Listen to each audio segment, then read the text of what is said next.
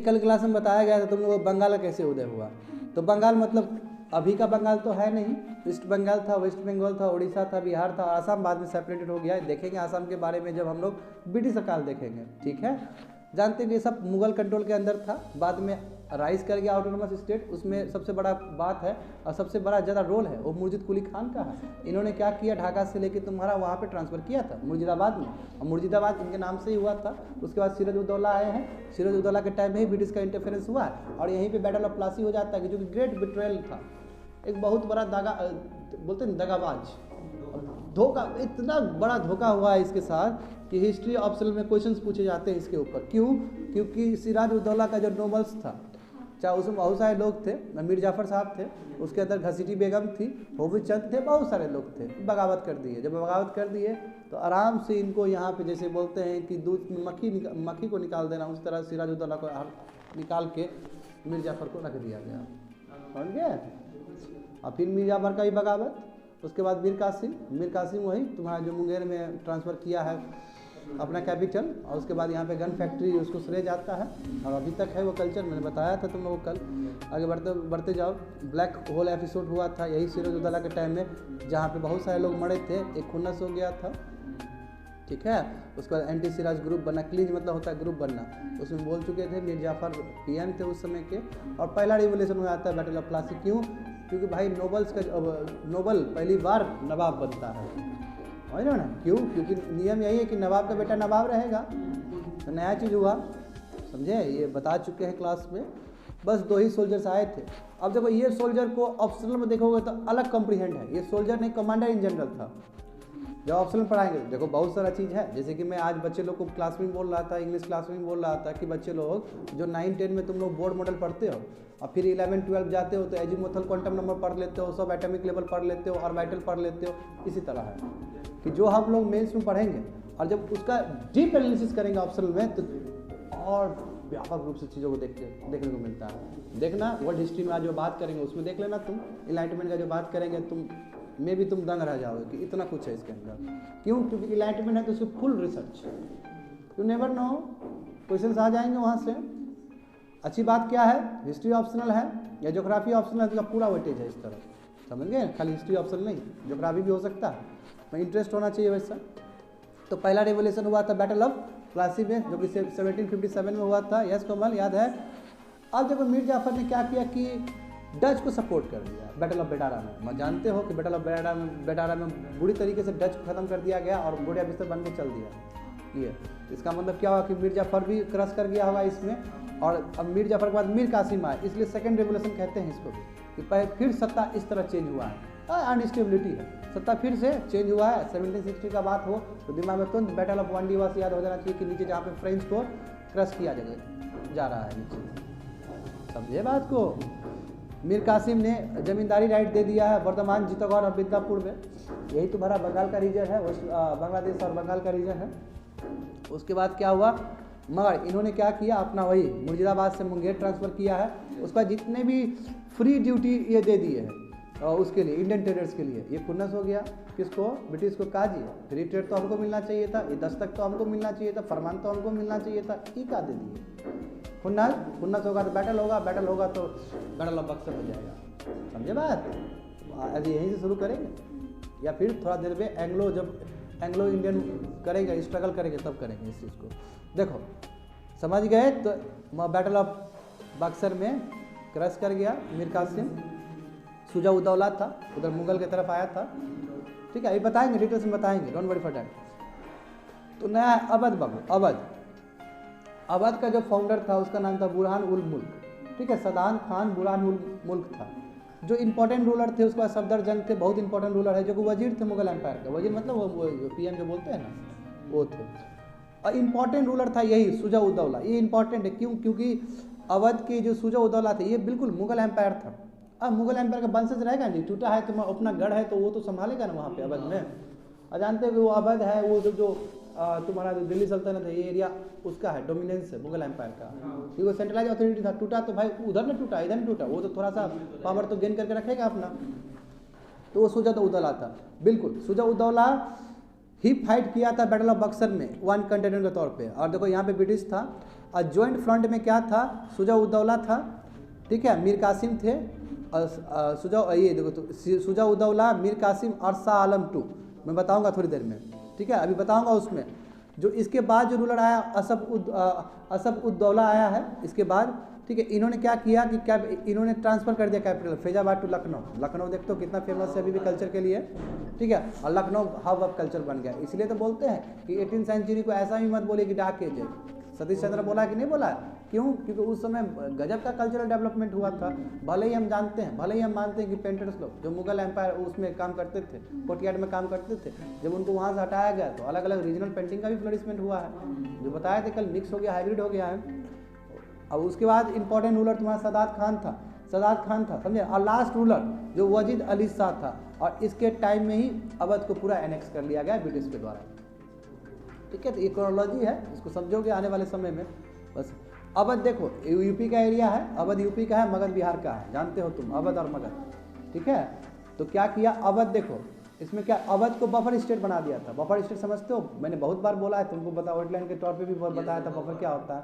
जैसे example simple तुम लोगों को समझने के लिए देखो, जैसे तुम्हारा भूटान बफर है चाइना और उसके लिए, अभी तो बोल सकते हो तिब्बत जबकि चाइना का पार्ट है, तो क्या लड़ने नहीं देगा, यानी कि न्यूट्रल रखेगा। बफर का मतलब ही न्यूट्रल होता है। तो अवध को बफर स्टेट की तरह रखा था ब्रिटिश ने, ताकि मराठा जो टॉप कंटेंट है वो अटैक ना करे और ब्रिटिश को क्रश ना करे।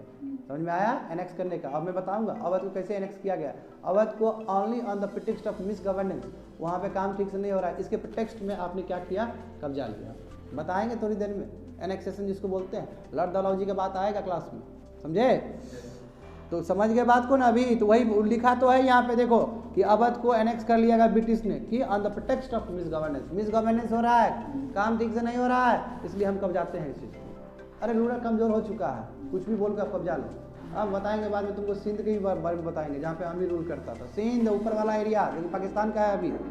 जब कभी तुमने खोपड़ी अपना यूज़ किया है सारे ये इसमें जो गाना है तुम्हारा नेशनल एंथम पंजाब, समझ में आता है कुछ? गुजरात और मराठा क्या है ये? रविन्द्रनाथ टैगोर बहुत पहले लिखे थे। आज़ादी होने के बाद भी सिंध है कि नहीं है? क्योंकि सिंध पाकिस्तान में है, अभी भी दिखता है कि पाकिस्तान हमारा है, ठीक है। भले ही पॉलिटिशियन कुछ भी करे इसके ऊपर, सब भाई हैं पूरा। क्यों? अरे भाई पूरा दुनिया ही एक वो है, विलेज है वो। हमने बहुत पहले से, हमारा उपनिषद में लिखा गया है ना, दुनिया ही एक क्या है, घर है, फैमिली है, मिलकर रहना चाहिए। इतना बड़ा फिलोसफी लेकर आए थे हम, बताओ। हमारे जो पूर्वज है इतना बड़ा चिंतन करते थे। मजाक चीज़ नहीं हुआ, छोटा मोटा चीज़ नहीं है, सबको एक साथ कर रहे हैं। भले ही तुम लोग को सुन के लगा कि ये तो मजाक का चीज़ है, एक छोटा चीज़ नहीं है ये। यानी कि हमारे अंदर कितना इंक्लूसिवनेस है। और इसी बीच में कोई सत्ता पार्टी में कोई आ जाता है और इस चीज़ को डिवाइस करने का प्रयास करता है, तो कितना सही है कितना गलत है सोचते रहो, ठीक है। राइज ऑफ मैसूर, बाबू मैसूर का कैसे उदय होता है देखो। अब मैसूर को थोड़ा समझना होगा तुमको। मैसूर बहुत इंपॉर्टेंट है।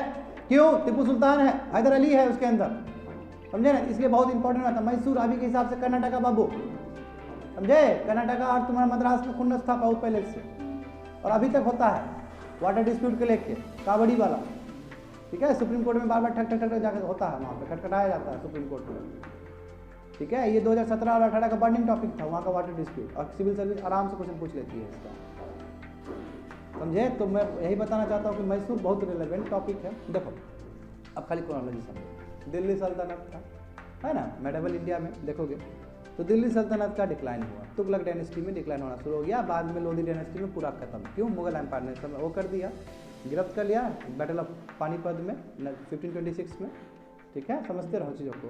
क्यों? अब्राहम लोधी को क्रश कर दिया गया, जानते हो तुम लोग, थोड़ा बहुत तो देखा ही होगा ना, जानता होगा। अब देखो जब साम्राज्य था दिल्ली सल्तनत का, पूरे तरीके से हुकूमत था, और फिर रीजनल उठेगा वहाँ पे भी। ये तो नियम है कि जब सेंट्रल टूटता है तो रीजनल उठता है। तो देखो तो राइज ऑफ रीजनल स्टेट हो गया। आई विजयनगर, वाह, विजयनगर बहुत बड़ा एम्पायर था। बताओ, तुम देखोगे इंटेलेक्चुअल्स को पढ़ोगे, कई इंटेलेक्चुअल्स हमारे इंडिया में ऐसे हैं जो कहते हैं कि हिस्ट्री को गलत तरीके से रिप्रेजेंट किया गया है हमारे इंडिया में, टेक्स्ट में अलग तरीके से पढ़ाया गया। देखो अब मैं किसी को टैक्स नहीं कर रहा हूँ, मैं किसी का रेफरेंस ले रहा हूँ, मेरा दिमाग कुछ नहीं है यहाँ पे, ठीक है। यूट्यूब पे हूँ और मुझे सही ही बोलना चाहिए। देखो बात ये है, कई लोग ये भी बोलते हैं कि अकबर के ऊपर आपने एक किताब छाप दिया, है ना, आपने बहादुर शाह जफर के ऊपर एक किताब छाप दिया, आपने हुमायूं के ऊपर एक किताब छाप दिया, यानी कि मुगल एम्पायर का जितने भी शासक थे आपने एक किताब छाप दिया। ठीक है, ग्लोरीफाई करिए, अच्छी बात है, क्योंकि जितना इन्फॉर्मेशन मिलेगा हमको उतनी अच्छी बात है, उतना हम रिलेट कर पाएंगे। बस सबसे बड़ा बात यह है कि विजयनगर एम्पायर इतना बड़ा जो एम्पायर था उसके बारे में क्या लिखे हैं, और आप तो गायब कर दिए, कई बच्चे लोग को पता ही नहीं। अभी मुगल एम्पायर अकबर बोल देंगे तो सबको पता है ना, या फिर हम ये मौर्यन एम्पायर का बात कर देंगे, अशोका का सबको पता है। व्हाट अबाउट विजयनगर एम्पायर, लेकिन विजयनगर का भव्य एम्पायर था, बहुत बड़ा एम्पायर था, बहुत बड़ा एम्पायर था। समझे बात को, इसलिए वो बोल रहे हैं क्योंकि विजयनगर का बात आ रहा है यहाँ पे, समझ रहे हो ना। तो इसलिए बहुत सारे इंटेलेक्चुअल्स हमारे इंडिया के, जैसे कि तुम्हारा सुब्रमण्यम स्वामी, इस बात को हमेशा उठाते हैं, बोलते हैं कि एनसीईआरटी को चेंज करना होगा, विजयनगर का भी ग्लोरीफाई करना होगा। बिल्कुल करना होगा, क्यों नहीं करना चाहिए। क्यों नॉर्थ का हिस्ट्री हमेशा साउथ पढ़े, साउथ का हिस्ट्री भी बहुत अच्छे से होना चाहिए, नहीं होना चाहिए। एक भारत श्रेष्ठ भारत ऐसे होगा, तो गलत तरीके से हिस्ट्री को भी रखा गया है। ऐसे बहुत सारे स्कॉलर कहते हैं, इसमें मेरा कोई हाथ नहीं है, क्योंकि मैं भी उन लोगों को पढ़ के ही है उनको पढ़ा रहा हूँ। ठीक है देखो, तो विजयनगर एम्पायर में बहुत सारे डायनेस्टी थे, तुलबावा डायनेस्टी थे, बहुत सारे डायनेस्टी थे।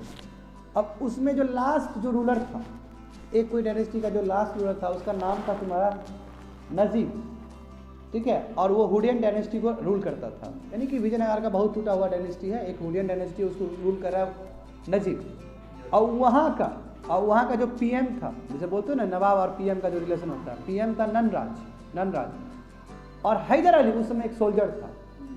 जो कैसे पावर पे आया है, जैसे मुशर्रफ पाकिस्तान में पावर पे आया कि नहीं आया, वो जनरल कमांडर था वहाँ का, जनरल आर्मी चीफ था, वो उठ के आया कि नहीं आया। बगावत इसी तरह होता है। देखो, तो हुडियन डायनेस्टी जो कि विजयनगर एम्पायर का एक डायनेस्टी है, उस समय के जो रूलर थे नजीब थे, उसके पीएम ननराज थे। ननराज को सप्रेस करके हैदर अली आगे निकला। ठीक है, हैदर अली का ही पुत्र टीपू सुल्तान है, जो बहुत बड़ा नाम है, अभी तक पॉलिटिक्स में नाम लिया जाता है।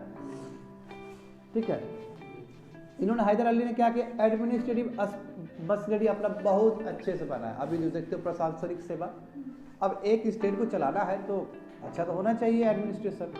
तो इन्होंने पूरा फ्रेंच के हेल्प से, यानी कि यूरोपियन स्टाइल से अपना एडमिनिस्ट्रेशन रखा।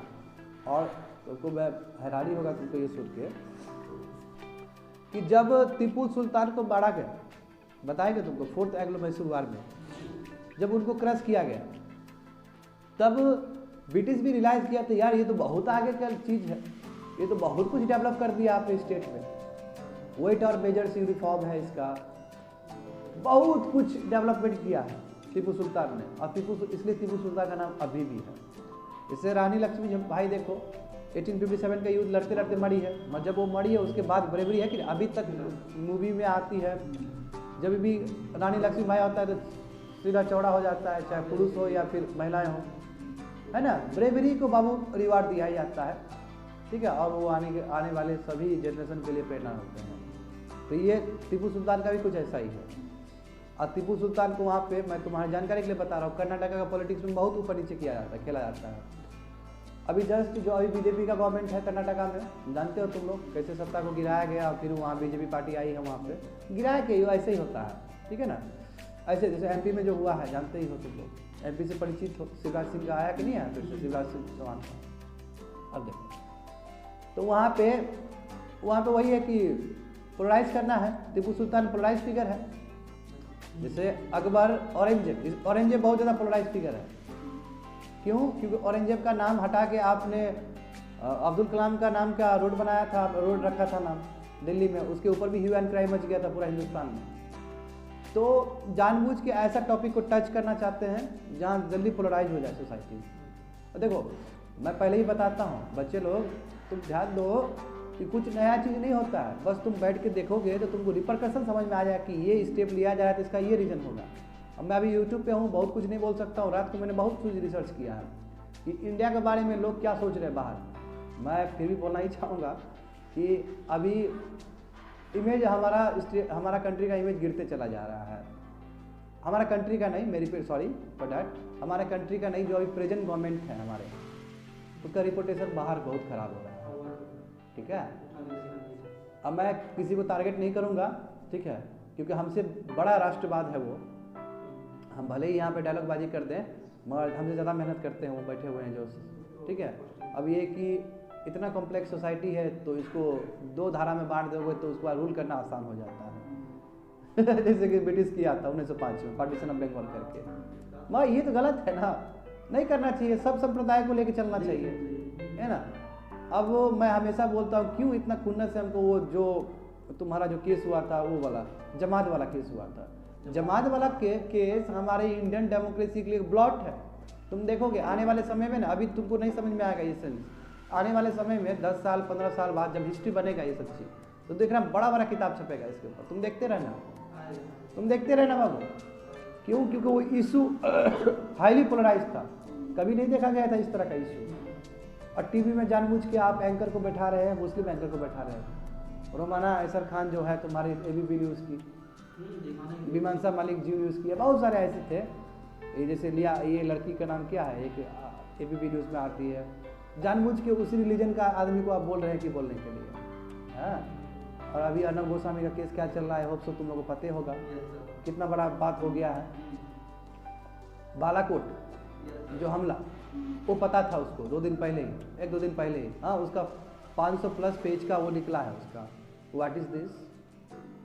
ये तो बहुत बड़ा हो गया कि मिलिट्री का आपको नॉलेज कैसे आया पहले। तो ये सब चीज़ सवाल खड़े करते हैं हमारे जर्नलिज्म पे। हमारा कंट्री में जो 4th पिलर जिस तरह काम करता है, ये बहुत ही शर्मनाक बात है एक कंट्री के लिए, ठीक है। क्योंकि मैं बहुत पहले से ही मैं बहुत बड़ा क्रिटिक रहा हूँ अभी के मीडिया के लिए, आर यू गेटिंग मी। और ये बहुत चिंता का विषय है, क्यों? क्योंकि राइट टू इन्फॉर्मेशन होना चाहिए। हमको सही इन्फॉर्मेशन नहीं मिलेगा तो हम तो मिसलीड हो जाएंगे, हम तो अपना भाई को ही दुश्मन समझ के मार देंगे। यानी कि जो इन्फॉर्मेशन आना चाहिए। और तुमको पता है हिंदू अखबार नहीं छपा है अर्नब गोस्वामी का, हाँ समझ रहे हो बात को। बहुत कॉम्प्लेक्स इशू है, मैं वहाँ नहीं जाऊँगा, हालांकि हल्का टच किया हूँ। देखो हैदर अली, देखो इन्होंने क्या किया, एडमिनिस्ट्रेटिव अपना मशीनरी अच्छा बनाया। 4th एंग्लो मैसूर वार, ठीक है, 4th एंग्लो मैसूर, 4 वार हुए थे, 4 वार हुआ है मैसूर से, ठीक है। 2nd वार में हैदर अली डाई बढ़ जाते हैं, टीपू सुल्तान इनका आगे बढ़ाता है। फिर देखो ये तो पूरा बताए 2nd एंग्लो मैसूर वार में, पहला एंग्लो मैसूर वार, 2nd सब बताऊंगा, इसकी डिटेल में बताना है तुमको, ठीक है। मैं यही समझो कि 3rd में क्रश किया जाता है टीपू सुल्तान को, आधा उसका टेरिटोरी ले लिया जाता है टीपू सुल्तान का, बच्चे लोग को गिरवी में रख लिया जाता है, ब्रिटिश के कस्टोडियन में रख लिया जाता है। मगर जब 4th होता है तो 4th में पूरी तरीके से क्रश हो जाता है टीपू सुल्तान, समझे। देखो तो हैदर अली के बारे में दिया गया है, इन्होंने अपना career as a soldier start किया था मैसूर में, सिग्निफिकेंट रोल प्ले किया है इन्होंने मैसूर को बिल्टअप करने में। कैपिटल वही श्रीरंगपट्टनम था मैसूर का, समझे। 1761 में इन्होंने बनाया था। रियल पावर जो थे ननराज, वही बोले थे ना पीएम जो थे वहाँ के, ननराज को हटा दिया गया वहाँ से। और उसके बाद इन्होंने क्या किया, ही फॉर्ट फर्स्ट एंग्लो मैसूर हुआ, और इन्होंने एक आर्सेनल फैक्ट्री, हथियार का फैक्ट्री बनाया था। कहाँ पे? दिंदीगुल में बनाया था, जो कि मैसूर में है, फ्रेंच के हेल्प से, जो मैंने बोल चुका हूँ तुमको। टीपू सुल्तान लड़के हैं हैदर अली के, और इन्होंने 2nd एंग्लो मैसूर वार को कंटिन्यू किया, 4th तक ले गया, 4th में वो क्रश हो गया। देखो यही श्रेय जाता है इनको कि इन्होंने न्यू सिस्टम ऑफ कोइनेज बनाया, नया scale of weight and measure बनाया, और नया कैलेंडर बनाया। हालांकि ये मूर्ख थे, ठीक है, कई किताब में लिखा गया है, मगर इनका जो इनोवेशंस था, जैसे अकबर के लिए बोला जाता है, अकबर मूर्ख थे, वो बड़ा ही लिबरल थे, क्यूरियोसिटी था उनके अंदर जानने का। तुमको एक दिन बताए थे ना हम कुछ, तो मेरे साथ गांधी स्टेडियम जो गए थे टहलने के लिए, तो मैंने किसी लेखक के बारे में तुमको चर्चा किया था। बिल्कुल, हम किसी भी उम्र में कुछ भी पढ़ सकते हैं। यहाँ आदमी 64 ईयर्स में आदमी नीट का एग्जाम पास कर ले रहा है, सबको भेज दिए थे अपना बेटी का इच्छा पूरा करने के लिए। तो होने को तो बहुत कुछ हो सकता है इस संसार में, है ना, इच्छा शक्ति होना चाहिए। देखो फ्रेंच के हेल्प से इन्होंने आर्मी को डेवलप किया, इन्फेंट्री तैयार किया। इन्फेंट्री जानते हो तुम, जिसमें सोल्जर्स यूरोपियन लाइन्स पे किया था। मॉडर्न आर्मी बिल्ड किया है इन्होंने, मॉडर्न नेवी बिल्ड किया। क्यों? क्योंकि कोस्टल एरियाज है, नेवी चाहिए वहाँ पे। ये बहुत इंटरेस्ट थे फ्रेंच रेवोल्यूशन में, और इसलिए अपना लिबर्टी, त्रावणकोर में अपना ट्री ऑफ लिबर्टी, जैसे स्टैचू ऑफ लिबर्टी है ना, तो लिबर्टी लगाए थे, फ्रीडम ऑफ स्पीच, ये लिबर्टी होना चाहिए। और ये जैकोबिन क्लब का मेंबर भी बने थे। मैं बहुत पहले बोल चुका हूँ ये सब चीज़। आगे देखो मैं 3rd एंग्लो मैसूर वार में हार गए, ट्रीटी ऑफ श्रीरंगपट्टनम हुआ, और अंतिम में जाके पूरा उसमें ये हाफ टेरिटोरीज हारे थे। उसके बाद नहीं लिखा गया, और 4th में पूरा हार गए थे ये, ठीक है। मैं इसके डिटेल में बताऊंगा जब एंग्लो इंडियन स्ट्रगल पढ़ेंगे, तो उसके बारे में ये सब चीज़ फिर से आ जाएगा वापस। देखो पंजाब के बारे में बताना है, तो पंजाब के बारे में जो बच्चे लोग यहाँ पे फिलोसफी और रिलीजन किए हो वो बहुत अच्छे से कनेक्ट कर पाओगे कोमल। जैसे भक्ति मूवमेंट के बारे में डिटेल में कवर हुआ था। 14th और 15th सेंचुरी में सिखिज्म बनने लगा, गुरु नानक साहब का था। वहाँ मिसल होते थे, मिसल मतलब कन्फेडरेशन, छोटे छोटे छोटे टुकड़ी आर्मी का इस तरह का, वो खालसा वाला, ठीक है। रंजीत सिंह फाउंडर थे पंजाब के। रंजीत सिंह का गजब आर्मी था, तुमको पता है एशिया में सबसे बेस्ट आर्मी था ब्रिटिश का। उसके बाद किसी का था तो रंजीत सिंह का था। रंजीत सिंह को गलती से टच भी नहीं करता था ब्रिटिश को, ठीक है, क्योंकि वो भी गजब का चीज़ थे। उसके बाद जो सक्सेसर आए हैं बुरा हाल होता सबका। रंजीत सिंह जब तक थे, क्योंकि सतलज जो था रिवर है ना जी, सतलज जो कि झेलम का एक ट्रिब्यूटरी भी है, देखोगे हरियाणा से क्रॉस करते हुए जाता है पंजाब एरिया में। तो सतलज एक बाउंड्री था, नेचुरल बाउंड्री था कि आप इधर नहीं आएगा हम उधर नहीं जाएंगे, हम अपना एरिया को रखेंगे। पंजाब मतलब वो पाकिस्तान का ही पंजाब, ये पूरा पंजाब, समझे ना, पंजाब मतलब पूरा पंजाब जहाँ पे तुम्हारा खालिस्तान का इशू चलता है, ठीक है। समझो प्रेजेंट में जोड़ने का प्रयास करो। देखो तो 2 एंग्लो मैसूर वार हुआ है, 2 एंग्लो पंजाब वार हुए हैं, ये डलहौजी के टाइम पे, और पंजाब को एनेक्स कर लिया गया। रंजीत सिंह के टाइम में किसी का औकात नहीं था पंजाब को लेने का, मत सक्सेसर वीक होगा फिर पंजाब को भी ले लिए, तो हर जगह फिर पंजाब को लेकर फिर कमिश्नरी बना दिया गया, उसको कमिश्नरी बना दिया गया। जैसे अभी तुम्हारा है ना जी यूटी, यूनियन टेरिटरी, उस तरह अभी समझना होगा तो, क्योंकि डायरेक्ट सेंट्रल उसको रूल करेगा, लेफ्टिनेंट गवर्नर को अपॉइंट करते हैं, सब चीज़ आएगा। बस समझते जाओगे पंजाब को कैसे कमिश्नरी बनाया गया, समझे। तो देखो पंजाब क्या हुआ कि गुरु के अंडर सिख राइज किया है, वही गुरु नानक, उसके बाद बहुत सारे गुरु आए, गुरु गोविंद सिंह भी आए। गुरु गोविंद सिंह कहाँ से, यहाँ अपना यहाँ जन्मे है, पटना साहिब। पटना जो है ना बाबू, सिख के लिए सबसे बड़ा स्थान है आफ्टर पंजाब। तो हमने तो बाबू सिखिज्म को भी दिया है, हमने महावीर भी दिया है, हमने बुद्धिज्म भी दिया है, और क्या चाहिए। तो ये हमारा सभ्यता है बिहार का, हाँ। और अभी सब हमको दिखाता है कि आपको इस तरह काम करना है, बहुत विनम्रता है संसार में, हाँ। सब देखो हमारा पवित्र लैंड है, हमने पवित्र लैंड है यार हमारा।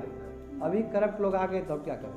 देखो सिख का उदय हुआ, ठीक है, सिख 12 मिसल्स में, यानी कि 12 टुकड़ी में ये आगे बढ़ा है, बड़ा अपना अपना मिसल्स था, अलग अलग खालसा पंथ, ये पंथ वो पंथ, बहुत तरह का था। देखो रंजीत सिंह ने फाउंडेशन लिया है पंजाब का एज अ इंडिपेंडेंट स्टेट 1792 में, याद करो 18वीं शताब्दी के अंतिम में, डिकेड में। ये शंकराचार्य मिसल्स थे, बोले ना अलग अलग मिसल्स होता है, अपना ग्रुप होता है, तो शंकराचार्य मिसल्स थे। इन्होंने लाहौर को कैप्चर किया था, अफगानिस्तान का जो रूलर था जमन शाह, उससे कैप्चर करके इन्होंने लाहौर को अपना पंजाब के अंदर लाया था। समझ गए बात को। इन्होंने कोहिनूर भी लिया था, जो कि तुम्हारा ये शाह शुजा से लिया था अफगानिस्तान से, बोला हम आपको प्रोटेक्शन देंगे, हमको कोहिनूर दीजिए, ठीक है। मैं बताऊंगा कैसे बैटल ऑफ पानीपत भी हुआ था, सब रिलेटेड है। फिर इन्होंने भी अपना जो आर्मी था वेस्टर्न लाइन पे ही ऑर्गेनाइज करके रखे थे ये भी, और इनका आर्मी जो मैं पहले बोल चुका हूँ सेकंड बेस्ट आर्मी था एशिया का आफ्टर ब्रिटिश। आगे बढ़ते जाओ, हैदराबाद का थोड़ा देख लो कि हैदराबाद में क्या स्थिति रहा। देखो जब सेंट्रलाइज अथॉरिटी था उसका मुगल का, तो हैदराबाद उसके अंडर था। मगर बाद में देखते हो कि जब औरंगजेब का डेथ हुआ उसके बाद देखते हो मस्त मिजाज का लोग सब आया है, फारूक सियार, रंगीला, ये सब कोई काम तो किया नहीं ढंग का, नाच गाना देखने में व्यस्त रहा ये सब, इसलिए टूट गया ये लोग का। तो यही बोला कि हैदराबाद एक समय में मुगल एम्पायर का पार्ट था, ठीक है। और इसके जो फाउंडर है वो चिंगिज खान है, चिंगिज खान फाउंडर है, ठीक है। तो इनका जो इंडिपेंडेंट स्टेट, चिंगिज खान काम कर चुके थे मुगल एम्पायर, वहाँ एज ए तुम्हारा बहुत बड़ा पद पे काम कर चुके थे, समझे ना, और बहुत ट्रस्टेड आदमी थे ये। अब बोले कि यार ये तो कुछ नहीं होने वाला इसका, ये सक्सेस है, इससे बढ़िया हम अपना दूसरा स्टेट बना देंगे। तो हैदराबाद में आके मुस्लिम का गढ़ था, हैदराबाद अभी भी मुस्लिम का गढ़ है, समझो, अपना जाके वहाँ पे इंडिपेंडेंट स्टेट बना दिए, ठीक है। इनको टाइटल निज़ाम मुल्क का भी मिलता है, फारूक सियार जो बोले थे ना आफ्टर सक्सेसर औरंगजेब के बाद फारूक सियार, यही फारूक सियार जो मैग्ना कार्टा बोला था फरमान को, तो इनको टाइटल मिला था निज़ाम मुल्क का बाय फारूक सियार जो कि मुगल एम्पायर है।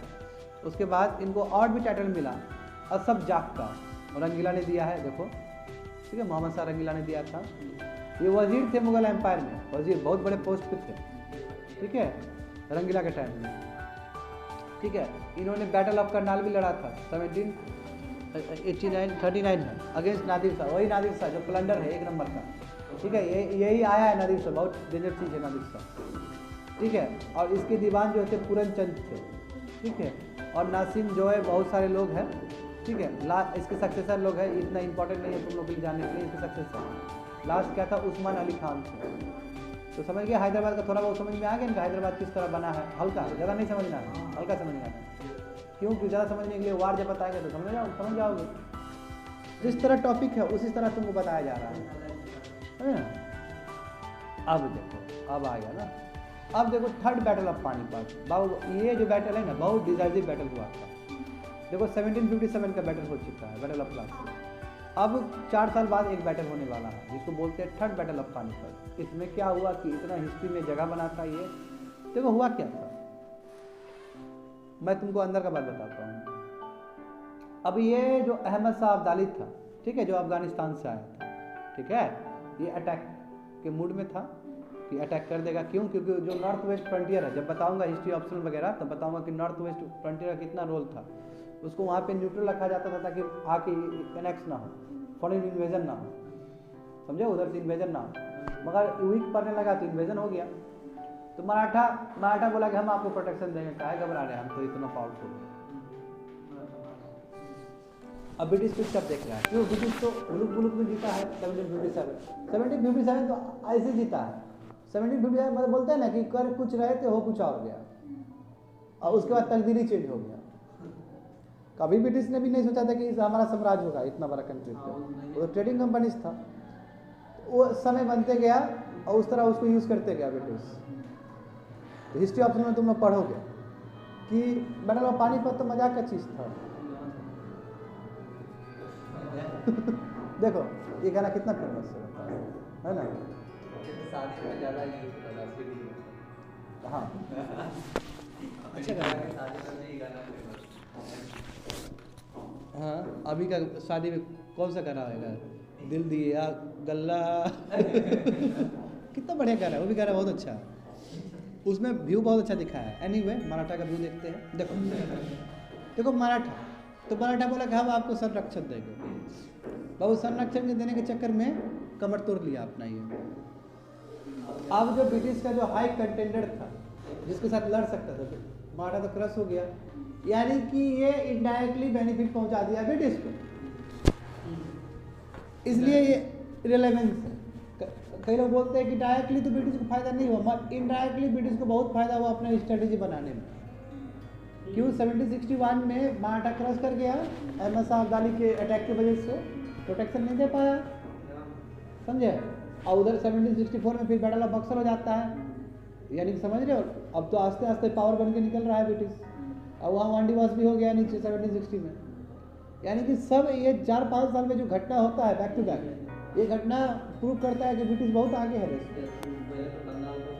हाँ अब गरी में देखो वही है। देखो इंडिया मुगल एम्पायर के अंदर था 1761 में, ठीक है। अभी बिल्कुल मुगल एम्पायर है 1707 में, उसके बाद थोड़ी मुगल एम्पायर खत्म हुआ है, टूट रहा है हल्का। लास्ट में मोहम्मद जो जफर है, तो क्या बोलते हैं लास्ट का, क्या नाम है लास्ट का, बहादुर शाह जफर 1857 बिल्कुल, जिसको रंगून भेज दिया गया था एग्जाइल में। देखो मुगल एम्पायर है, ठीक है, संरक्षण मिल रहा है, बोला कि मराठा हम दे देंगे। मैं क्या हुआ, मराठा टूट गया। तो वही बोला कि Maratha were given protection to the Mughal ruler, but जैसे ही अब्दाली का अटैक हुआ मराठा क्रस्ट हो गया, और पोजीशन जो मराठा का है और मुगल का वीकेंड हो गया, और ये बेनिफिट हो गया ब्रिटिश को, समझे। तो वही है कि देखो third battle of Panipat significant है, ठीक है। Struggle for mastery over India, कौन कब जाएगा भारत को, ये इतना बड़ा चीज़ हो गया। ये एंग्लो इंडिया नहीं है अभी। क्यों? क्योंकि आया ही नहीं ब्रिटिश लड़ने के लिए। अभी वही तो बता रहे था, after math of third battle of Panipat, समझे ना। ब्रिटिश बस फायदा उठाएगा इस चीज़ का, ठीक है। अपने नहीं लड़ेगा, ये अफगानिस्तान पे आ रहा है, वो अपने नहीं हुआ, दूर से हुआ, फॉरेन इन्वेजन है, ये जान लेना। अपने में लड़ेगा, कब लड़ेगा, मैसूर जब मद्रास उसे लड़ेगा, मद्रास से लड़ेगा। मैसूर जब तुम्हारा मराठा से लड़ेगा तब लड़ना होता है अपने में, समझ रहे हो ना बात को। ये तो क्लैरिटी होना चाहिए, कोई बात नहीं है, क्लैरिटी होना चाहिए सब चीज़ को। देखो यहाँ पे समझो बात को, मराठा क्या है। अब देखो मराठा क्या हुआ, एम्बिशन की हम मुगल एम्पायर को इम्पीरियल पावर के तरफ पे हम कर सकते हैं। बाबू ये तो जब हैंड ऑफ अब्दाली के हैंड से आप डिफीट हुए तभी तय हुआ कि आपका कुछ नहीं हो सकता भविष्य, हो गया जितना करना था उछलना था उछल लिया, हो गया, शांत हो गया, ठीक है ना। अब बेनिफिट पहुंच गया उसको, बेनिफिशरी ब्रिटिश था, अफगान क्या लूट के चल दिया अपना, और ब्रिटिश तो अंदर रहेगा, ये आराम से एक्सप्लॉइट करेगा चीज़ों को, उसको आना है लूटना चल देना है, समझे। तो ब्रिटिश ट्रेमेंडस अपॉर्चुनिटी मिल गया अपना इन्फ्लुएंस छोड़ने का बंगाल पे, और इसमें कभी नहीं देखा पीछे, उसके बाद ब्रिटिश आगे बढ़ते चला गया और एक कर लिया भारत को, ठीक है। तो जब मराठा डिफीट हुआ थर्ड बैटल ऑफ पानीपत में, ये एक्चुअली ब्रिटिश के लिए आसान था कि मराठा को आप तो आराम से डिफीट कर सकते थे, पहले है ना, पीठ पे खंजर भोंका हुआ है, कितना आसान है मराठा उसको, फाइनली टेरिटरीज ले लिया और मास्टर बन गया, समझे। ये सब चीज़ है। अब देखो थर्ड एस्पेक्ट है एंग्लो इंडियन स्टडी, ठीक है, इससे बहुत कुछ जानना होगा। एंग्लो बंगाल हुआ पहला टॉपिक है, बंगाल के साथ क्या क्या हुआ जो अभी बोल रहे हैं, प्लासी हुआ, ये हुआ, वो हुआ, सब पढ़ोगे। एंग्लो मराठा हुआ, मराठा, ठीक है, एंग्लो मैसूर हुआ, सिंध का एनेक्स कर लेना, बोले ना मिस गवर्नेंस के उसके प्रोटेक्ट पे, जो अमीन वाला जो था सिंध वाला, वो भी करेंगे, रंजीत सिंह को भी करते हैं थोड़ी देर में। ब्रिटिश रूल कैसे बढ़ा, डॉक्ट्रिन ऑफ लैप्स, जो छोटे क्लास में पढ़े होते लोग, डॉक्ट्रिन ऑफ लैप्स क्या है, आराम से, यदि तुम्हारा सक्सेसर नहीं है बाबू, नेचुरल सक्सेसर नहीं है, जैसे मान लो कि हम राजगद्दी पे हैं, हमारा कोई रॉयल ब्लड नहीं है, बच्चा नहीं है, तो क्या होगा, उस सक्सेसर ब्रिटिश ले लेगा, उसको छीन लेगा, अरे कि शांति तरीके से, ठीक है। और इसके प्रोटेक्ट में बहुत सारा लिया गया है, और बताएंगे तुमको, दलाउजी ने कुछ ज़्यादा ही काम किया था इस पर। वारेन हेस्टिंग का क्या रोल है, एडमिनिस्ट्रेशन, आप जो पढ़ रहे हैं सिविल सर्विस, वारेन हेस्टिंग को इसलिए जाता है, वही बाबू governor general of Bengal, subordinate करेगा कौन, बॉम्बे और मद्रास, याद आ रहा है कुछ कुछ। दलौजी इंपॉर्टेंट रोल प्ले किए मॉडर्न इंडिया बनने में, इसलिए इनको modern India, father of modern India भी कहा जाता है इनको। और हमारे जो इंडियन है वो राजा राम मोहन राय है, ये भी जानते हैं। हाँ 2013 में पूछा गया तो क्वेश्चन, बिल्कुल सही पकड़ा आपने। देखो दलाउजी का बहुत बड़ा रोल है ब्रिटिश पैरामाउंसी को इस्टाब्लिश करने में, यानी कि ब्रिटिश का जो हेजीमोनी, पैरामाउंसी मतलब हेजीमोनी, सुपेरियरिटी, उसको क्रिएट करने में दलाउजी का बहुत बड़ा रोल है, क्योंकि दलाउजी ने बहुत एनेक्स किया, इतना एनेक्स किया कि बैटल ऑफ फर्स्ट इंडिपेंडेंस हो गया, वही 1857 का रिवोल्ट हो गया, उसके बाद सब शांत हो गया, बोला कि आप नहीं करो, ठीक है। सब बताएंगे। अब देखो चार्ल्स नेपियर क्या बोलते हैं कि हमको कोई अधिकार नहीं है सिंध को एनेक्स करने का, मगर हम फिर भी करें, क्यों, क्योंकि बहुत एडवांटेजेस है, और यहाँ का रैस्कलिटी, यानी कि यहाँ के जो रास्कल्स लोग हैं पूरा तबाह करके रखते हैं पीस को, झूठ मूठ का कैसे बगावत होता है जान लो। चार्ल्स नेपियर ने ये चीज़ बोला था सिंध को एनेक्स करने के बाद, तो क्या है सभी जान। देखो क्या सर्कमस्टेंसेस रहे हैं जिसके वजह से ब्रिटिश रूल भारत में आया है। देखो बाबू तुम लोगों को बहुत कुछ पता हो चुका है कि ब्रिटिश ईस्ट इंडिया कंपनी पहले बहुत घाटा में चल रहा था, इसलिए दो को मर्ज किया गया था, एक क्वीन एलिजाबेथ का ऊपर चार्ल्स टू से आया था, याद है तुमको, 100 साल का डिफरेंस था, 98 प्रिसाइजली बोलूँ तो। अब देखो क्यों ऐसा, क्योंकि चाइना में बस एक ही पोर्ट खुला था जिसको कैंटन पोर्ट बोलते हैं, और इंडिया बहुत बड़ा था। हमारे इंडिया में क्या, इंडिया में भी चुनौती है क्योंकि ऑटोनोमस स्टेट है अपना अपना, ठीक है।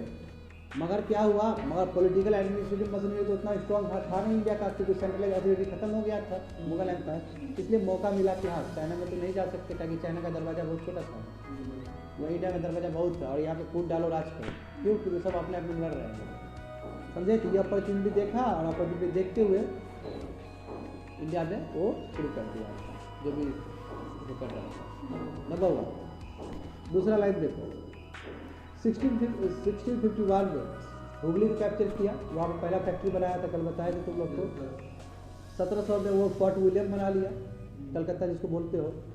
अब ब्रिटिश का जो पॉलिटिक्स बंगाल के कोर्ट पॉलिटिक्स में इन्वॉल्व है, हाँ वहाँ घुस रहा, तभी ना तुमको सिराज उद दौला को पसंद नहीं आया था ये चीज़, क्या इंटरफेयर कर रहा है। और यही सिराज उद दौला के टाइम में ही ब्लैक होल एपिसोड हुआ था, जो बार बार बोल चुका हो तुम लोग को। रिजल्ट क्या हुआ, एंटी सिराज ग्रुप बना, वही क्लिक बना है जो कि अगेंस्ट का ये सब बता चुका हो। बैटल ऑफ प्लासी हुआ तो बड़ा फिर एक गेट बिट्रायल था सिराज उद दौला के लिए, देखो बता चुका हूँ। मीर जाफर आए, पहला रेवोल्यूशन हो गया, ठीक है। उसके बाद ये डच के साइड ले लिए, डच के साइड लिए, फिर बैटल ऑफ बेडाना में हार गया, फिर क्रश हो गया, फिर कासिम आ गया। बता चुका हूँ, देखो कितना बढ़िया ब्यूटीफुली बताया है इसको। सक्सेसर मीर जाफर है, उसके बाद उसका मीर कासिम आया। मीर कासिम ने ट्रेडर्स को, इंडियन ट्रेडर्स को भी दे दिया अधिकार, ठीक है। ब्रिटिश को अच्छा नहीं लगा ये चीज़। उसके बाद 1764 में बैटल ऑफ बक्सर हो गया। ज्वाइंट फ्रंट में कौन है? शुजा-उद-दौला है, जो कि तुम्हारा अवध का था। मीर कासिम शाह आलम टू। देखो शुजा-उद-दौला उस समय अवध को रूल करता था, मतलब जो शाह आलम टू था वो मुगल एम्पायर था। शाह आलम टू जो मुगल का फ्रैक्शन है, जैसे फारूक सियार है, मोहम्मद रंगीला है, उस तरह तुम्हारा शाह आलम टू ये मुगल एम्पायर का वंशज है। वो एम्पायर है मगर वो कम हो चुका, वीक हो चुका है। वो आया अवध, क्यों? क्योंकि शुजा-उद-दौला अवध को बार बार ब्रिटिश वो कर रहा है, और इसका तो मूड खराब ही है मीर कासिम का, क्यों? इसने इंडियन ट्रेडर्स को दिया था तो कन्फ्रंटेशन हो गया, तो बोला कि 3 पावर मिलकर लड़ेंगे इसके साथ, ब्रिटिश के साथ। वो ब्रिटिश ने क्रश कर दिया तीनों पावर को, क्योंकि ब्रिटिश आगे जा चुका था। क्यों? क्योंकि वही यूरोपियन लाइन्स का उसका मिलिट्री ट्रूप्स वगैरह था, इन्फेंट्री था उसका, है ना। अब कैसे बोलो कि ऊपर से जब अलेक्जेंडर आए, तुम लोग को हिस्ट्री ऑप्शन में बताया गया, जब अलेक्जेंडर आए तो पोरस क्या कमज़ोर था, फिर भी तो अटैक करके पोरस को हरा ही दिया था। तो एक स्ट्रैटेजी भी होता है, एक वेपन्स भी होता है। देखो तो ब्रिटिश ने ये जॉइंट फ्रंट को हरा दिया। उसके बाद ट्रीटी ऑफ इलाहाबाद हुआ, हाँ 1765 में। जैसे फर्स्ट वर्ल्ड वॉर के बाद जैसे ट्रीटी ऑफ वर्साइल्स हुआ था, पेरिस पीस कॉन्फ्रेंस का रिजल्ट जो था, याद आ रहा है सब? जो कि इम्पोर्टेंट तुम्हारा रहा है सेकेंड वर्ल्ड वॉर होने में भी या फिर हिटलर को बढ़ने में भी। ऐसे ही तुमको वर्ल्ड हिस्ट्री में बताया गया अभी तक, सब याद आ रहा है। उसी तरह तुम्हारा ट्रीटी ऑफ इलाहाबाद 1765 में ब्रिटिश ने गजब यहाँ पे काम किया है। क्या किया? यहाँ पे डुअल गवर्नमेंट बना दिया। रॉबर्ट क्लाइव थे उस समय, समझे? रॉबर्ट क्लाइव, ये कब की बात है? 1765 से 1772। और डुअल गवर्नमेंट मतलब क्या है कि 2 सरकार रहेंगे, एक निजामत के लिए यानी कि एडमिनिस्ट्रेटिव पर्पस के लिए, और एक रेवेन्यू कलेक्ट करने के लिए, समझे? दीवानी राइट के लिए। दीवानी मतलब टैक्स कलेक्शन। और ये मैसिव फेलियर रहा है। क्यों? क्योंकि करप्शन खूब बढ़ गया। इतना करप्शन बढ़ गया कि रॉबर्ट क्लाइव के अगेंस्ट तुम्हारा ब्रिटिश के पार्लियामेंट में वहाँ पे वो किया गया, बात किया गया था, सेंक्शन पास किया, मोशन पास हुआ है। रॉबर्ट क्लाइव बहुत करप्ट माना जाता है रॉबर्ट क्लाइव को, समझे? माँ जैसे ही उसके बाद रॉबर्ट क्लाइव खत्म हुआ, वॉरेन हस्टिंग्स आए, तभी तो गवर्नर जनरल ऑफ बंगाल बने थे ये, देख लो। तो इन्होंने सबसे पहले डुअल गवर्नमेंट जो कि रॉबर्ट क्लाइव क्रिएट किए थे उसको खत्म किए, बोले कि करप्ट है ये हटा दो। और इन्होंने बाबू सिविल सर्वेंट का बीज बोया था, वॉरेन हस्टिंग्स, इसलिए इनका बहुत बड़ा नाम है, समझे? और इन्होंने क्या किया? डिस्ट्रिक्ट को, बंगाल को डिवाइड किया डिस्ट्रिक्ट्स में। अभी जो डिस्ट्रिक्ट देखते हो ना, इनका ही देन है। और डिस्ट्रिक्ट को करोगे तो डिस्ट्रिक्ट कलेक्टर तो रहेगा ही दोस्त, वो एक जिला का अध्यक्ष होगा, तो मजाक चीज रही है, सब विभाग का, ठीक है? बहुत बड़ा पोस्ट होता है, समझ लो। एक डिस्ट्रिक्ट समझते हो, मजाक चीज है क्या? तुम लोगों में डेडिकेशन है उतना? सबसे बड़ा सवाल ये है, तो बनोगे इंग्लिश डिस्ट्रिक्ट कलेक्टर बाबू, ठीक है? और तुमको इंडियन डिस्ट्रिक्ट कलेक्टर बनना है ना। तो देखो, तो इंग्लिश डिस्ट्रिक्ट कलेक्टर वहाँ पे आए। अब क्या कि रिस्पॉन्सिबल है रेवेन्यू कलेक्शन के लिए। और जो नवाबशिप था, बोले ना कि वो अलग से निजामत वाला, उसको हटा दिया गया। नवाबशिप कंप्लीट, सॉरी नवाबशिप मतलब अब बंगाल का, देखो बंगाल में नवाबशिप चलता था कि नहीं चलता था ऊपर में। तो वॉरेन हस्टिंग्स क्या किए, ये आके बहुत रिफॉर्म्स लाए। एक तो पहले, सबसे पहले इन्होंने बीज बोया सिविल सर्विस का, सिविल सर्वेंट अपॉइंट किए। क्यों? क्योंकि इन्होंने क्या किया, तो बंगाल को डिवाइड कर दिया डिस्ट्रिक्ट में, तो उसके लिए डिस्ट्रिक्ट कलेक्टर चाहिए। उसके बाद बोला कि अब नवाबशिप को हम झेल नहीं सकते, हटो, अब हम पावरफुल हो ही गए, हटो खत्म, पेंशन दे देंगे तुमको अलग से, उसको हटा दिया, नवाबशिप खत्म कर दिया। क्यों? क्योंकि आप प्रोमिनेंट ही नहीं रहा वो सब, पावर में रहा ही नहीं, जोधपुर में कहा रखेंगे नवाब को, हटा दिया नवाबशिप को, ठीक है? और कंप्लीटली कंट्रोल कर लिया बंगाल, गढ़ हो गया पावर का ब्रिटिश का। उसके बाद ये सब एक रास्ता बना कि कैसे मास्टरी हासिल किया जाए इंडिया को, गेटिंग मी? ये सब आएगा रास्ता है, उसे खुला है, पूछ लेगा क्या पूछा है सिविल सर्विस में। तो उसके बाद क्या हुआ कि उसके बाद देखो बैटल ऑफ बक्सर हो जाता है। बैटल ऑफ बक्सर तो गजब हुआ। बैटल ऑफ बक्सर ने तय कर दिया कि बाबू आगे जो रथ लेके जाएगा इंडिया में वो ब्रिटिश ही होगा। क्यों? क्योंकि 3 पावर को आपने अकेले हरा दिया। तो अब कौन है? आप तो लोन पावर निकल गया, आपको आपका हेजीमोनी कौन आपको चैलेंज करेगा? Getting me? और क्या हुआ, जब कब्जा लिया, जमीन कब्जाते हो तो बाबू टैक्स मिलता है ना, हाँ टैक्स कलेक्शन, टैक्स जितना रहेगा, रेवेन्यू जितना रहेगा, उतना मिलिट्री स्ट्रॉन्ग हुआ, जितना मिलिट्री स्ट्रॉन्ग हुआ उतना एनेक्स करोगे आप जगह को। तो समझ रहे हो बात को, समझ रहे हो बात को, तो कैसे बैटल ऑफ प्लासी से ट्रीटी ऑफ इलाहाबाद तक बात पहुंचा है 1765 का। आगे देखो, ये जितना भी कुछ बताए हैं अब इसमें पढ़ो तो इसमें समझो कि बैटल ऑफ प्लासी में क्या हुआ। जानते हो कि मुगल फरमान का जो 1717 था वो मिसयूज़ करने लगा ब्रिटिश ने, ठीक है, और दस्तक का मिसयूज़ कर रहा है। बता चुके हैं दस्तक क्या है ना, दस्तक फैक्ट्री ओपन करने के लिए जो दिया आता है। सिरज पर्सनैलिटी जो है वो, जो सिरज ने क्या किया कि रोकने का प्रयास किया कि इस तरह हमारा जो फरमान है उसको मिसयूज़ ना किया जाए। हमारा जो दस्तक है जो हम ब्रिटिश को दिए, ये मनमानी करना शुरू कर दिया। तो सिरज ने इंटरफेयर करना शुरू कर दिया कि भाई ये गलत बात है। और उसका देखो ब्रिटिश क्या है कि फोर्टिफिकेशन कर दिया है तुम्हारा, वही रॉबर्ट क्लाइव के द्वारा कंपनी।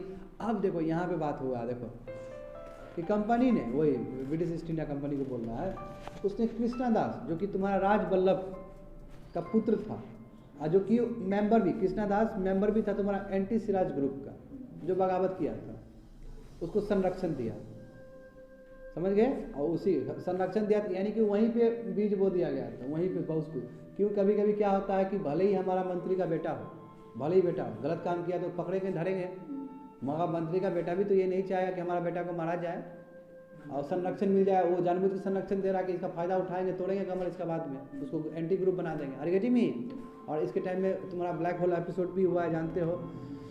तो ये सब चीज़ क्या है, एक एसेंशियल फैक्टर बने हैं बैटल ऑफ प्लासी के लिए। तो क्या हुआ रिजल्ट, सिराज हार गया, ठीक है। जो रॉबर्ट क्लाइव के अंदर था, ठीक है, उसका नंबर देखो, ये इंपॉर्टेंट नहीं है। यूरोपियन इन्फेंट्री थे, बहुत सारे तुम्हारे सोल्जर्स थे, ये तुमको याद करने की जरूरत नहीं है, क्योंकि सिराज उद्दौला के पास भी बहुत इन्फेंट्री था, बहुत कैवलरी था, हाँ तोप उप था उसके पास। मगर क्या हुआ, फिर भी हार गया। क्यों, क्योंकि अपने ने धोखा दे दिया।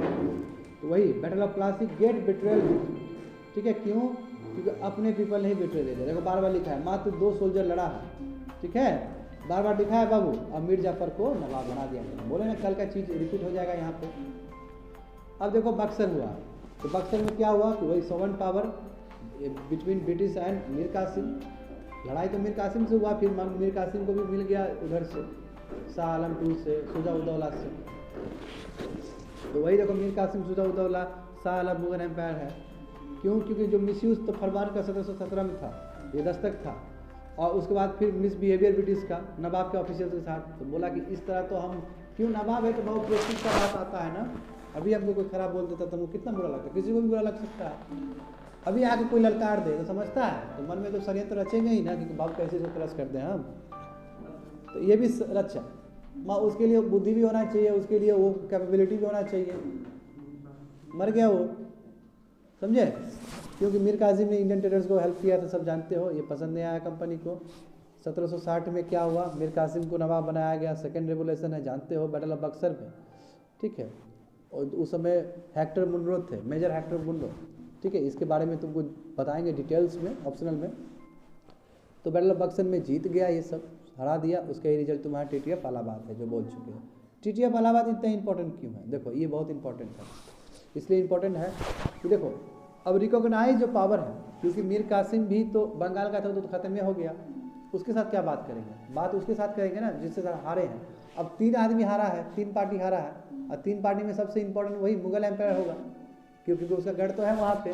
तो देखो इसके साथ साइन हुआ, यानी कि शाह आलम II, वही इसलिए बताया, शाह आलम II मुगल एम्पायर जो था उसका और ब्रिटिश के साथ समझौता होता है, ट्रीटी ऑफ इलाहाबाद। इसमें क्या हुआ कि diwani rights taken by the British. बताओ, टैक्स कलेक्शन का राइट ले लिया, छीन लिया ब्रिटिश ने। यानी कि देखो ब्रिटिश को रेवेन्यू चाहिए, और रेवेन्यू होगा तो मिलिट्री बढ़ेगा। अवध को, क्यों, अवध खूब उड़ रहा था ना वो शुजा उद्दौला, उसको एनेक्स कर लिया। यहाँ पे मिस गवर्नेंस है, 50 लाख रुपया बोला अवध को, भाई कंपनसेशन देगा। तो क्यों, हार गया तो कुछ भी लगा दो, जैसे ट्रीटी ऑफ वर्साइल्स देखे थे वर्ल्ड का।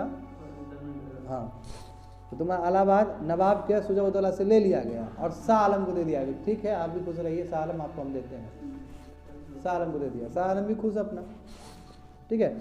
26 लाख रुपया दे दिया कि देखिए हम दे रहे हैं मगर आप जाइए, आप ख़त्म करिए बात को, आप जाइए, आप यहाँ से हटिए, ख़त्म।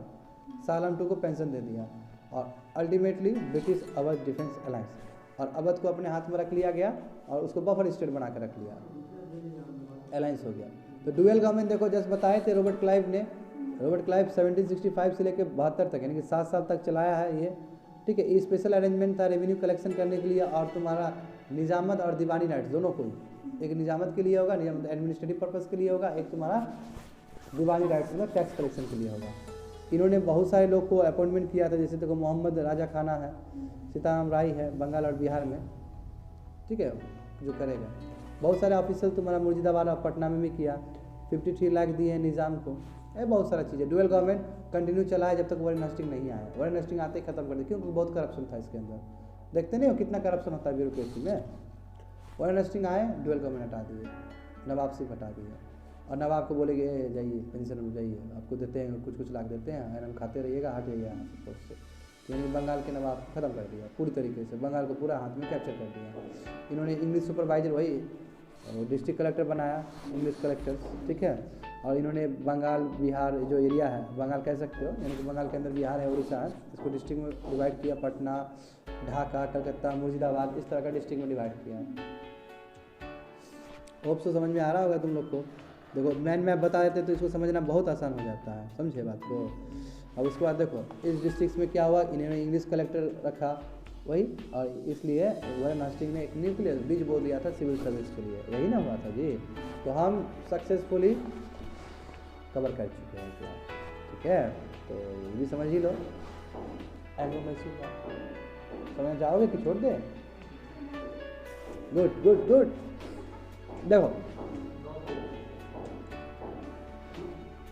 बढ़ते चलो कदम। देखो एक बार मूड में आए तो छोड़ेंगे नहीं।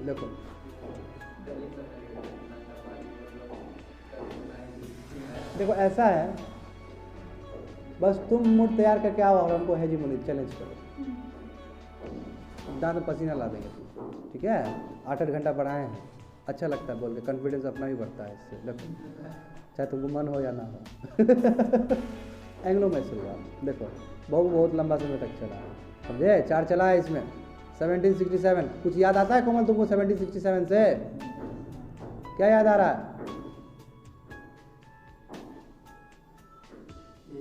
अमेरिकन वॉर ऑफ इंडिपेंडेंस कब हुआ था?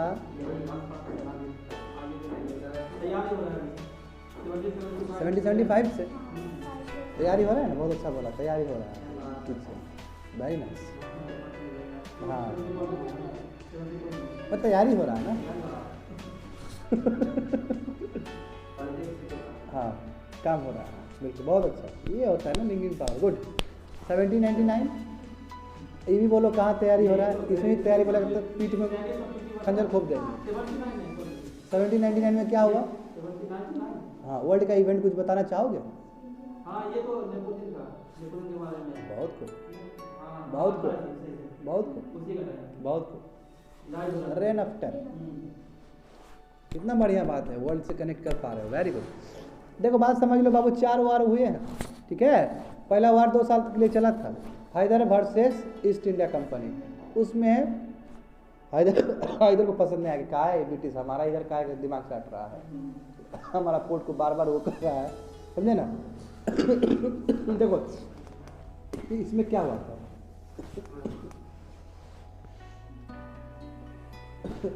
देखो यार हैदर क्या थे कि फ्रेंच के क्लोज थे, ठीक है। और इसमें बाबू देखो पीछे का बताते क्या हुआ था। ब्रिटिश चला, ब्रिटिश ने क्या किया कि जो अगल बगल के जो भी रूलर थे उसके साथ समझौता किया और गए लड़ने के लिए मैसूर के साथ। पहला वार मैसूर जानता था इस चीज़ को, इसलिए जो अलायंस था वो टुरवा दिया उसने और पहला बैटल जीत लिया मैसूर। यानी कि कुछ नहीं हुआ उस बैटल में, यानी कि जो अलायंस था ब्रिटिश के साथ अगल बगल का राजा का वो तुड़वा दी गई है, ठीक है। वही उस समय रॉबर्ट क्लाइव एक्टिव थे ऊपर, ये ज़्यादा डिसाइसिव नहीं है। हाँ सेकेंड में क्या हुआ, सेकेंड में फिर अलायंस बना के आए लोग, ठीक है। बोला कि यार हम आपको भी देंगे कुछ चीज़, आइए ना, आ गया। अब देखो अब वार होता है, अब टीपू सुल्तान भी एक्टिव है, वो उनके पुत्र हैदर अली और टीपू सुल्तान हैदर अली इसका डेथ हो जाता है। क्यों? क्योंकि बात है कि ईस्ट इंडिया कंपनी ने एक पोर्ट को हथिया दिया, ठीक है, ये पसंद नहीं आया, विद्रोह शुरू हो गया, टीपू सुल्तान और हैदर अली को पसंद नहीं आया, मगर क्या करें, हैदर अली को मरना पड़ा इसमें, ही डाइड। टीपू ने इसको कंटिन्यू किया, वहाँ पे ट्रीटी ऑफ मैंगलोर हुआ, ठीक है, तो जिसमें कह सकते हो कि मैसूर हार गया, कह सकते हो, ठीक है ना। अब देखो जो सबसे डिसाइसिव है, जहाँ पे मतलब क्रश ही कर दिया गया, हाफ क्रश हो गया, तो मैं बताना चाहूँगा कि 5 साल का युद्ध चला था, सेकेंड एंग्लो मैसूर वार 1780 से लेके 85 तक। अब 1790 से लेके 92, देखो यहाँ पे Tipu versus East India company, उस समय एक्टिव लॉर्ड कर्नवालिस, यही कर्नवालिस, जो अमेरिका से हार के आया था। हाँ, अब लॉर्ड आ गया है, लॉर्ड नाम आ गया इसका, जो हार के आया है, ठीक है। East India Company plus Maratha plus Nizam एक साइड हो गया, ठीक है, टीपू के साथ बिगुल बजा दिया, बेचारा हार गया वो। वहाँ पे ट्रीटी ऑफ श्रीरंगपट्टनम हुआ था, जो कैपिटल था उसका, टीपू बेचारा 50% टेरिटरी अपना हार गया, बहुत सारा चीज़ सामान ले लिया, 2 बच्चे का उसका गिरवी रख लिया वहाँ पे। अब Tipu versus East India company, उस समय लॉर्ड वेलेस्ली थे एक्टिव, ठीक है, उसमें टीपू बुरी तरीके से हो गया, टर्की से हेल्प मांगने की कोशिश किया, मगर कोई फ़ायदा नहीं हुआ, वही मुस्लिम का सेंटिमेंट्स के लिए कुछ फ़ायदा नहीं हुआ। निजाम मराठा जीत गए, ब्रिटिश एक साइड, क्योंकि मराठा भी ले लिया था ब्रिटिश ने एक साइड, जीत गया, कुछ टेरिटरी लोग को दे दिया, टीपू मर गया, टीपू गॉट किल, 4 बार हुआ। इसको थोड़ा सा डिटेल में देखते हैं, देखो फर्स्ट एंग्लो मैसूर वार, ठीक है। हैदर का जो एम्बिशन था कि ब्रिटिशवा को भगाएंगे यहाँ से, कर्नाटक से, ठीक है, नहीं कर्नाटक मतलब साउथ से, ठीक है। ट्रिपार्टाइट अलायंस हुआ फॉर्म अगेंस्ट हैदर, वही हैदर के अगेंस्ट जो बोले थे ना, ब्रिटिश, निजाम ऑफ हैदराबाद और मराठा, बोले थे ना अगल बगल का, मत सक्सेसफुली बोलो, हैदर ने सक्सेसफुली इस अलायंस को ब्रेक कर दिया जो बताए थे, ठीक है, और डिक्लेयर कर दिया कि हम ब्रिटिश के अगेंस्ट लड़ेंगे। इसमें भले ही हैदर जीत गया और बस ट्रीटी ऑफ मद्रास हुआ। अब मैं जीता मतलब ऐसा भी नहीं जीता कि मतलब वो कंट्रोल कर दिया कि जाओ भागो, जितना मतलब होता है पूरा क्रश कर दो तब नहीं जीतना होता है, समझे ना, वैसा वार नहीं हुआ। सेकंड देखो ये तुम्हारा चला है, लंबा चला है ये, ठीक है ना, 1780 के आसपास कह सकते हो।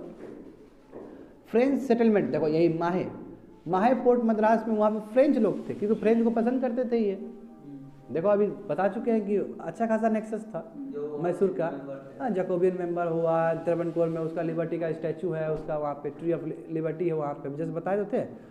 तो क्या हुआ कि ब्रिटिश ने कैप्चर कर लिया माहे पोर्ट को, समझे ना। अब माहे वॉज पोर्ट जो कि हैदर के लिए बहुत इंपॉर्टेंट था, ठीक है, और इसलिए ये प्रॉम्प्ट किया, उत्साया कि अटैक करना ही पड़ेगा ब्रिटिश के ऊपर। अरे भाई काय कर दिया ये, फ्रेंच सेटलमेंट और हमारे लिए भी काम आता था, ये कैसे आ सकता है, ब्रिटिश कैसे कैप्चर कर सकता है। और देखो जानते हो अमेरिकन वार ऑफ इंडिपेंडेंस चल रहा है, और इंग्लिश और फ्रेंच के बीच में तो हॉस्टिलिटी हो ही रहा है वहाँ पे भी, क्यों, क्योंकि वो हेल्प कर रहा है, कौन सा वार, सराटोगा, ठीक है। फर्स्ट हैदर डिफीट किया बेली को, ठीक है, हैदर ने डिफीट किया था, और उसके बाद वहाँ का एक तुम्हारा जो अरकोट का जो मद्रास का अगल बगल का जो पोर्ट है उसको कैप्चर किया, मगर बाद में बेचारा क्या हुआ, वो एक जो नया कमांडर आया था सर एयरकुट, नाम थोड़ा ऊपर नीचे है, ठीक है, उसने फिर हैदर को हरा दिया।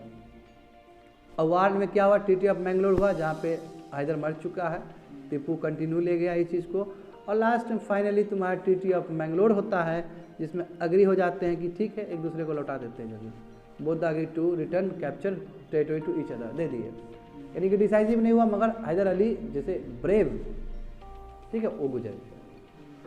अब देखो जो कि पूरा ब्लॉट है मैसूर के लिए, क्या है, वार है तुम्हारा Tipu Sultan versus Lord Cornwallis, ठीक है, जो governor general of British east India company थे उस समय, हाँ समझ गए ना बात को। कॉर्नवालिस ने क्या किया, डिप्लोमेसी वही, मराठा और निजाम को अपने साथ कर लिया और टीपू को अलग कर दिया। Cornwallis also took the support of Travancore और कुर्च, अगल बगल का भी और भी ले लिया सपोर्ट कॉर्नवालिस यानी कि ब्रिटिश ने। और लास्ट में क्या हुआ देखो, टीपू खत्म, मतलब टीपू डिफीट हो गया, और ट्रीटी ऑफ श्रीरंगपट्टनम हुआ 1792 में। अब इसको तुम यदि एनालिसिस करोगे तो वही है कि 1/2 यानी कि हाफ 50% टेरिटरी ब्रिटिश ने ले लिया, 2 बच्चे को हॉस्टेज में रख लिया जो बताए थे, और हाँ कुछ कुछ जो शेयर था जीता है, सम्राट जीता है, तो कुछ कुछ तुम्हारा निज़ाम को दिया जाएगा, कुछ कुछ तुम्हारा उसको मराठा को दिया जाएगा, तो वही सब है। उसके बाद देखो क्या English secured large chunks of Malabar coast, और जो स्ट्रेटेजिक एरिया था मलाबार उसको रख लिया अपने हाथ में, स्ट्रेट करना है उसको, समझे।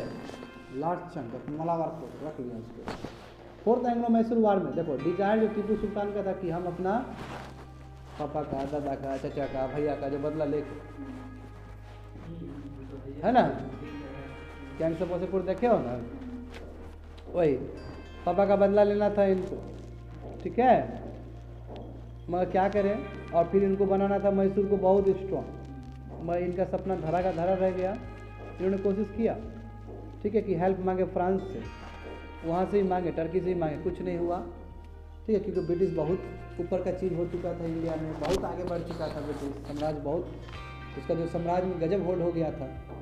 तो लॉर्ड कॉलेस्ली चाहते थे कि अरे यार आप टीपू को हटा ही दो यार, इसको काहे गिदर भपकी देते रहेगा, एक बार तो हरा ही दिए, फिर भी इसको शांति नहीं है, ख़त्म ही कर दो इसको, अब नहीं छोड़ो, ख़त्म कर दो इसको, ठीक है। जैसे टीपू सुल्तान पूरा मारे दिया, टीपू सुल्तान हटा ही दिया वहाँ से, मेजर पार्ट ऑफ मैसूर को पूरा कब्जा लिया, और छोटे से पार्ट जो हुडियन डायनेस्टी था, याद करो, जो हैदर अली लेके आया था ननराज उसका, फिर से वो रिस्टोर कर दिया, इसलिए रिस्टोर कि जो वहाँ का पब्लिक है वो बगावत ना करे। देखिए आप एक टाइम में ऐसे थे, कितना बढ़िया था, राजा था, ये वो करके बोलाना होता है ना, तो फिर ब्रिटिश पूरा करेगा तो बगावत हो जाएगा ना, तो फिर पुराना वाला जैसे कि देखो फ्रेंच के साथ किया गया था, फिर मेडावन में खींच दिया गया ना, कि देखिए बॉर्बन डायनेस्टी था आपका, ताकि लोगों का वो करने के लिए। तुम देखो ना 1857 के बाद फिर से बहादुर शाह जफर को बैठाने का प्रयास किया कि नहीं किया, क्यों, पहले से आदमी जुड़ा है इसलिए।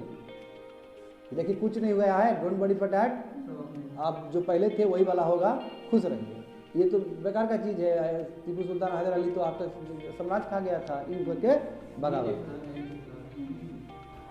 है ना, मैं कितना काम किया था उस पर चर्चा नहीं करेगा फिर लोग, समझे बाबू। तो एक बात समझ में आया ना कैसे हुआ है वारूर, दिमाग खुल गया सब चीज़। अब जानेंगे मराठा के साथ कैसे हुआ, तो मराठा के साथ तो बाबू बहुत चतुराई से हुआ, बहुत चतुराई से, यानी कि समझ लो आस्ते आस्ते सब। अब देखो मराठा तो क्या है, इसका रहा कि नहीं रहा, सब पार्टी रहा कि नहीं रहा मैसूर में, और फिर मराठा के साथ भी वार हो गया। वही तो बोले ब्रिटिश के पास जो पेशेंस और जो स्ट्रेटेजी है बाबू गजब का। देखो 3 बार हुआ है, समझे ना, 3 बार हुआ है। पहला हुआ है 1775 से लेके 82, 7 साल तक चला था, ठीक है। उसके बाद सेकंड हुआ है 1803-5 के आसपास, जहाँ नेपोलियन उधर फ्रांस में बहुत एक्टिव है, और फिर 1817 और 1818 में हुआ है, ठीक है, जहाँ बहुत हालत ख़राब कर दिया। पिंडारीज इशू बताएंगे कुछ देर में, याद आ गया तुमको ना पिंडारीज, हाँ वही पिंडारी सबका एक ही होता है, ठीक है ना। देखो पुलिस सबका एक ही होता है, वही तो बात है, पुलिस ही तो है ये सब। देखो कंटेंशन क्या था गद्दी को लेके, सीट को लेके, देखो इसको तुमको डिटेल में बताएंगे ऑप्शन में, बहुत ज़्यादा डिटेल में, डोंट वरी फॉर दैट, दिमाग में रहेगा तो अच्छे से कनेक्ट कर पाओगे उस समय, जो बताएंगे डिटेल में। देखो रघुनाथ राव और माधव राव या फिर माधव राव नारायण एक ही नाम है, ये दोनों के बीच में फाइट हो गया गद्दी के लिए, ठीक है। तो रघुनाथ राव जो थे चच्चा थे, और माधव राव जो थे वो छोटे बच्चे थे। देखो इससे पहले जो सक्सेसर थे, इससे पहले जो सम्राट थे, वो बहुत ही विख्यात रूलर थे। उनका नाम था, तुम्हारा मैं बताता हूँ, उनका नाम माधव राव था। ये 2 है ना, इनके पिताजी माधव राव था, वो गद्दी पे चलाते थे, ठीक है। वो पेशवा थे, पेशवा सिर्फ सुने हो तुम लोग, मूवी देखे हो तो पेशवा वाला चीज़ सुने हो, ठीक है। मराठा की हिस्ट्री बताएंगे तो तुमको डिटेल में बताएंगे, मैं अभी तत्काल जितना समझना हो तो समझो कि पेशवा सिर्फ था। तो जो माधव राव जो पहले वाले, जो बहुत ही गजब के लोकप्रियता, एकदम गजब का लोकप्रियता था उनका, मैं वो बेचारा मर गया। तो उनका जो नवजात शिशु है, जो बहुत छोटा बच्चा है, ठीक है, और एक साइड उसका चच्चा है, यानी कि उसका अपना भाई है। तो भाई मतलब अपना भाई नहीं था शायद, देख लेना बाद में बताएंगे। तो क्या हुआ कि वो भाई चाहता था कि राजगद्दी संभाला, वही भाई तुम्हारा रघुनाथ राव है, ठीक है। भाई नहीं है, सॉरी अंकल थे, अंकल याद आया, जो माधव राव वान था उसके अंकल चाहते थे कि गद्दी संभाले, अंकल, वो एक जनरेशन ऊपर वाला चीज़। हमारे यहाँ पे सब लोग बोले थे कि माधव राव 2 ही बनेगा क्योंकि उसका वंशज है, समझे ना। तो ये उस समय जो नाना फडणवीस थे, पॉलिटिकल गुरु थे, तो नाना फडणवीस ने बोला नहीं, वो वंशज है उसका, माधव राव 2 ही होगा। तो रघुनाथ राव बोला कि नहीं, हम बनना चाहते हैं, हमारा एम्बिशियस प्रोग्राम है। तो ब्रिटिश को बुला लिया, अब ब्रिटिश को तो चाहिए ऐसा अपॉर्चुनिटी। समझ रहे हो ना बगावत कैसे होता है, सीट के लिए पेशवा बनना है, क्यों, राजगद्दी है बाबू, सिंहासन बन जाएगा तो हो गया, बात खत्म हो जाएगा, बैठ के आराम से करेंगे काम। ये जो कन्फ्लिक्ट हो रहा था, दौड़ते हुए सिंधियास जो बगल के जो तुम्हारे रूलर है वो आए और अवॉइड कराए, और वहाँ पे ट्रीटी साइन हुआ किसके बीच में, देखो माधव राव टू और इंग्लिश के बीच में, बताओ रघुनाथ राव के उसमें गया बिहार में। अब देख रहे हो, पीस ट्रीटी था, और इस ट्रीटी में यही बोला गया था, यही ट्रीटी का नाम है ट्रीटी ऑफ सलभाई, यानी कि सलभाई तुम्हारा महाराष्ट्र का एक जगह का नाम है। यह ब्रिटिश के लिए कोई बेनिफिशियल नहीं था, मगर इस ट्रीटी की वजह से 20 साल तक शांति रहा, कोई तरह का बात नहीं हुआ, 20 साल तक शांत रहा मराठा से, लड़ाई नहीं करेगा, पीस ट्रीटी। अब बहु 20 साल तक अलायंस बना लिया मराठा से, और वही 20 साल में हेल्प लेकर जाकर क्रश करेगा मैसूर को, देख लेना। अब रिविजिट करो पीछे जाके, देखो ये 1775 और 82, यानी कि देखो कब हुआ है ट्रीटी, देखो 1782 में हुआ है, और वहाँ पे देखो एंग्लो मैसूर वार, देखो कब से स्टार्ट हुआ, देख रहे हो 82 जो सेकंड में एक्टिव था, लेके आया था ना सबको, देख रहे हो सेकंड में 1899 तक चलाए थे, यानी देख रहे हो 20 साल कैसे कवर किया, मराठा से दोस्ती कर लिया ऊपर में, यही ट्रीटी ऑफ सलभाई करके, समझो बात को कैसे लिंक है एक वार दूसरे वार से। अब देखो, अब आज तक यानी कि 20 साल तक लिखा है, देखो रेड पेन में लिखा है कि British exerted pressure on Mysore, Mysore के साथ प्रेशर करने लगा, क्यों, निजाम का हेल्प, वही मराठा का भी हेल्प ले लिए, अलायंस तो बना लिए हैं। और ये जो मैसूर का वंस मैसूर एपिसोड एंडेड, जैसे ही मैसूर को क्रश कर दिए, ध्यान इधर होगा, एक तो हो गया, अब इधर, अब देखो, और आस्ते आस्ते मराठा को भी खत्म करेगा, समझे। तो देखो अब यानी कि पहला वार क्या है, एक बस पावर प्ले है कि आगे क्या समीकरण होगा। अब 1803 क्यों कि देखो बाबू 1799 में खत्म हो चुका है, फोर्थ एंग्लो मैसूर वार है ना, वो खत्म हो गया है। अब पावर थोड़ा सा डोमिनेट कर रहा है, ब्रिटिश थोड़ा बढ़ रहा है आगे, अब आएगा इसको करने के लिए, गिदर भपकी देने के लिए, देखते रहो, ठीक है। तो देखो यहाँ पे क्या हुआ, फर्स्ट हो गया, सेकंड में क्या हुआ, British exerted pressure on Mysore and after target Maratha target करने लगा। आप देखो सेकंड में यहाँ देखा है, देखो सेकंड में क्या हुआ, वायलेंसली एक्टिव था, फोर्थ एंग्लो मैसूर वार में था जैसे बताए थे टीपू सुल्तान के टाइम में। अब यहाँ पे एंग्लो मराठा वार जो सेकंड हुआ था, वहाँ पे ट्रीटी ऑफ बसीन हुआ था। अब देखो ये गजब बात हुआ है, मैं बताऊंगा थोड़ी देर में डिटेल में, कि सब्सिडरी अलायंस सिस्टम आया, यानी कि रिंग फेंस समझ रहे हो ना, कि आपके जगह पे हम अपना आर्मी डालेंगे, तो समझते हो कि ब्रिटिश आर्मी यदि मराठा में रहा तो मराठा तो ऐसे खत्म हो गया ना, हाँ आराम से, बहुत कितना आसान है, हमारा घर को कैप्चर करना है, बताओ हम अपना घर में आर्मी रख दिए दूसरा का, आराम से हाउस अरेस्ट हो जाएगा। यही चीज़ हुआ है, इसी को रिंग फेंस बोलते हैं। सिविल सर्विस में तुम्हारा ऑप्शन में पूछा जाता है ये क्वेश्चन, तो मैं इसलिए मैं रेड पेन से बाहर लिखा है, देखो सब्सिडी अलायंस के लिए जानना, देखो सब्सिडी अलायंस क्या चीज़ है, रेड पेन से आगे देखो कि British introduce this to create ring fence, यानी कि बफर स्टेट क्रिएट करने के लिए, and was able to put their military at varying state, जो स्टेट में है अपना मिलिट्री रख देगा वहाँ पे अगल बगल, समझ गए बात को।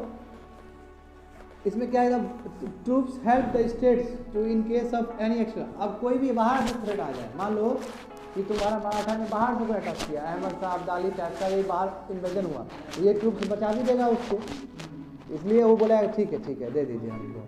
मैं देखो इसका देखो यही बोला कि यदि कहीं से बाहर से अटैक हुआ तो एक्सटर्नल थ्रेट हुआ तो बचा भी देगा, बट फॉर डैट स्टेट, इसके लिए मगर आपको रेवेन्यू देना होगा, टैक्स देना होगा, हम फ्री में थोड़ी सर्विस देंगे आपको, ठीक है। और परमिशन लेना होगा हमारा ब्रिटिश का कि एक्सटर्नली और इंटरनली क्या काम करना चाहते हैं, किससे आप बात करना चाहते हैं, यानी कि पूरा धर पकड़ पूरी तरीके से रख लिया हाथ में, तुम क्या पहनोगे, तुम क्या खाओगे, हमसे पूछ के करोगे, तो क्या हुआ, फुल कंट्रोल कर लिया। देखो once army began to deploy heavily in Marathas dominated region by the British, जैसे ही जो मराठा का जो गढ़ था वहाँ पे जैसे ही हैवीली मिलिट्री रखा जा रहा है, तो क्या हुआ, मराठा का कैपिटल पूरी तरीके से ब्रिटिश ट्रूप से भर गया। मराठा कैपिटल वही पुणे, जो कि अभी सीरम इंस्टीट्यूट ऑफ इंडिया है जहाँ पे पुणे में, ठीक है। और ये बुरी तरीके से फ्यूटाइल हुआ, यानी कि अनप्रोडक्टिव हुआ, किसके लिए, मराठास के लिए, और एंग्लो मराठा वार आराम से जीत लिया, कौन, ब्रिटिश।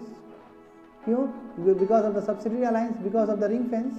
समझ में आया, ऊपर जाओ विजिट करो, तो समझाना जरूरी था। देखो तो वही देख रहे हो, बफर जोन बना दिया, वही सब चीज़ को समझाने के लिए अलग से पेन लिख दिए थे वहाँ पे। देखो British gave the help for condition, ये हुआ आगे देखो, चलो ठीक है। अब देखो, हाँ अब देखो थर्ड जो हुआ, मैं बता दूंगा सेकंड के बारे में और ज़्यादा।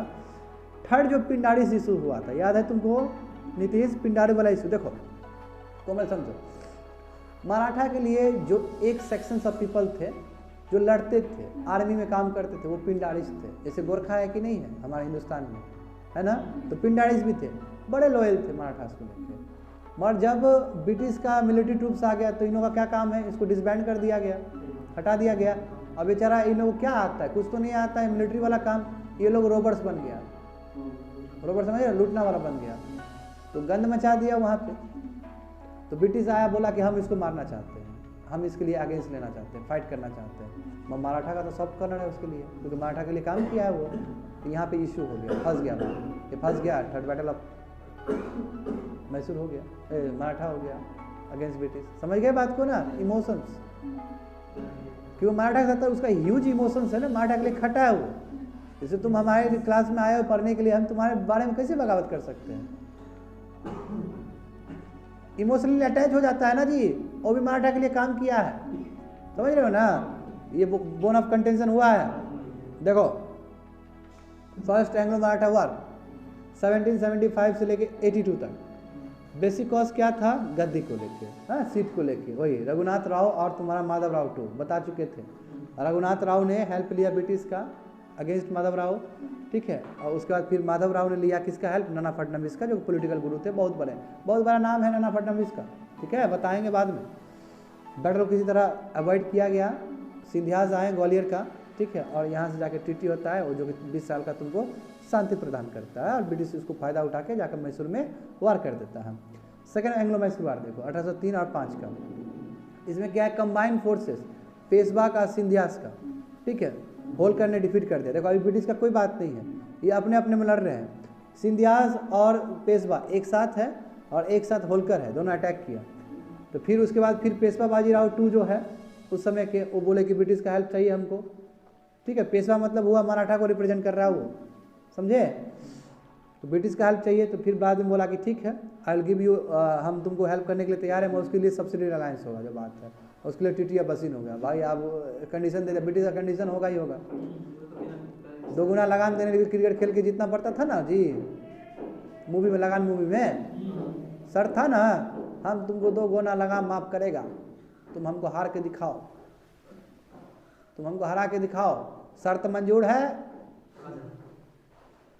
और जब राजा बोलता है घोड़े अपने बाप के नहीं होते, ठीक है, आमिर खान ऐसे बैठा हुआ है, मत बोल मत बोल भाग, मत बोल मत बोल, हाँ शर्त मंजूर है, क्या मूवी है, रोंगटा खड़ा हो जाता है मूवी देख के, पता है, रोंगटा खड़ा हो जाता है, उसमें डिटर्मिनेशन जो दिखाया है आमिर खान का, कुछ नहीं जानता, बस वो गिल्ली डंडा समझ रहा है क्रिकेट को।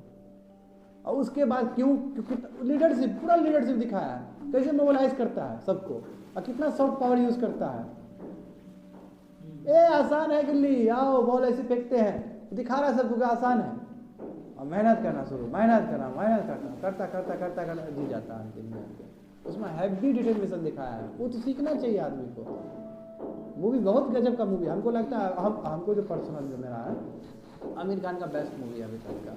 हम 3 इडियट भी आमिर खान का नहीं मानते, पीके को तो हम कहीं रेटिंग नहीं देते हैं, जो बात है, ठीक है, पीके तो हमको लगता है टोटल कॉपी पेस्ट है तुम्हारा ओ माय गॉड का, OMG बहुत ऊपर रेट करते हैं हम ओ माय गॉड को, ठीक है, पीके तो हमको बेकार लगा, 3 इडियट भी हमको पसंद नहीं है, अपना जो मेरा जो अंदाज है। मन लगान, हाँ सरफरोश भी बहुत अच्छा मूवी था, ठीक है, सरफरोश बहुत अच्छा मूवी था, सरफरोश, होश वालों को क्या खबर, बेखुदी भी क्या चीज़ होती है, हाँ गजल गा रहे थे ना, ठीक है, नहीं समझ में आया, कोई बात नहीं है। देखो पेशवा बाजीराव टू हेल्प लिया वहाँ पे, टिटिया बसीन हुआ है, सेकेंड एंग्लो मैसूर वार हुआ है, मराठा खत्म हो गया वहाँ पे, मतलब मराठा को वीक कर दिया गया है। Then war resulted into company become paramount power बन गया वो। और थर्ड बैटल ऑफ मैसूर का होगा, सॉरी मैसूर बोले मराठा का होगा, उसमें पूरी तरीके से क्रश हो जाएगा। देखो थर्ड एंग्लो मैसूर मराठा वार, मैसूर बार बार आ रहा है दिमाग में, 1817 से 1818, ठीक है, 1 साल का हुआ था। वही टिटिया बसीन, और उसके बाद जो भी ट्रीटीज हुए हैं, कहीं ना कहीं जो पावर था पेशवाशिप का खत्म हो गया वो, क्यों, सब्सिडी अलायंस हो गया बाबू, समझो बात को। तो ये मराठा को अच्छा नहीं लगा ये चीज़, बोला यार ये तो हद डिग्निटी मरा, क्योंकि अरे भाई ये लोग मराठा है, समझते हो, प्राण जाए पर वचन ना जाए, ऐसे वाले लोग सब हैं। नली कटवा देगा अपना, वो ठीक है, बगावत नहीं करेगा। हम लोग इसीलिए ना हार गए टर्की से बाहर के। मैं बताऊंगा तुमको, मैं तुमको मेडावल इंडिया में बताऊंगा कैसे दिल्ली सल्तनत आया है, कैसे बाहर से अफगान का रूल आया, क्योंकि राजपूत कुछ ज़्यादा ही एथिकल था, कभी पीछे खंजर घोपता ही नहीं था। और ये लोग इंतजार करता था कि जैसे ही तुम्हारा कोई सैनिक घायल हो जाए तो मार दो। हमारा राजपूत का एथिक्स है, कोई सैनिक घायल हुआ तो नहीं मारना है उसको, ठीक है। कोई पीछे से भाग रहा है तो मारना नहीं है, यानी कि वो हार गया इसलिए भाग रहा है वो। इतना एथिकल लाइन पर, ये एथिकल लाइन सही नहीं हुआ, हार गया राजपूत। तो बाबू राजपूत भले ही आदमी अभी राजपूत को कैसे इंटरप्रेट करता है, हमारा राजपूत अपने जुबान के लिए जाना जाता है, मराठास लोग अपने जुबान के लिए जाना जाते हैं। डिग्निटी पर होगा ना जी, डिग्निटी पे फर्क पड़ा। क्यों बाबू, हमको इतना क्रश कर दिया सब्सिडी अलायंस की वजह से।